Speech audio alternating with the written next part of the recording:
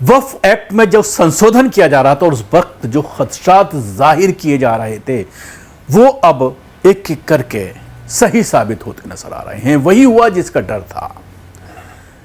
Portal पर, उम्मीद portal पर यह कहा जा रहा था कि तमाम वक्फ प्रॉपर्टीज को आप रजिस्टर करा लीजिए और उसके बाद आप फ्री हो जाइए। लेकिन अब जो मामला सामने आया है वो ये है कि वक्फ रजिस्टर्ड कराने के बाद अब उनकी छटनी की जा रही है। उन पर जो पेपर अपलोड किए जा रहे हैं उनकी जांच की जा रही है और जांच करने के बाद आपत्तियां दर्ज कराई जा रही हैं और यह कहा जा रहा है कि आपने खसरा नंबर सही नहीं है आपकी, या जो एरिया वक्फ इंदराज किया हुआ है गजट में उससे ज्यादा आपकी जमीन है, या फिर और कोई ना कोई बहाना बना करके तकरीबन 31,000 वक्फ संपत्तियों का लखनऊ में रजिस्ट्रेशन रद्द कर दिया गया है, कैंसिल कर दिया गया है वक्फ बोर्ड के जरिए। और 5 जून तक का इन गड़बड़ियों को सही करने का वक्त दिया गया है। दस्तावेज में गड़बड़ियों, रिकॉर्ड में अंतर पाए जाने के चलते मस्जिद, दरगाहें और कब्रिस्तान की जमीनें वक्फ श्रेणी से बाहर हो सकती हैं। उत्तर प्रदेश में 31,000 वक्फ संपत्तियों का रजिस्ट्रेशन रद्द कर दिया गया है। इसके अलावा कब्रिस्तान, दरगाह और मस्जिदों की संपत्तियां वक्फ कैटेगरी से बाहर हो सकती हैं।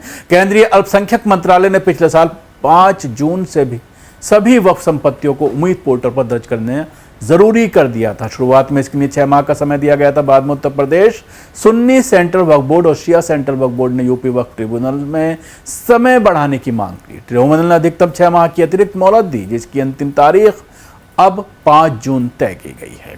उम्मीद पोर्टल पर अब तक कुल 1,18,302 वक्फ संपत्तियां दर्ज की गई हैं, जिनमें से सिर्फ 53,711 संपत्तियों को मंजूरी मिली है, जबकि 20,546 संपत्तियों के दस्तावेज अभी जांच के अंतिम चरण में हैं।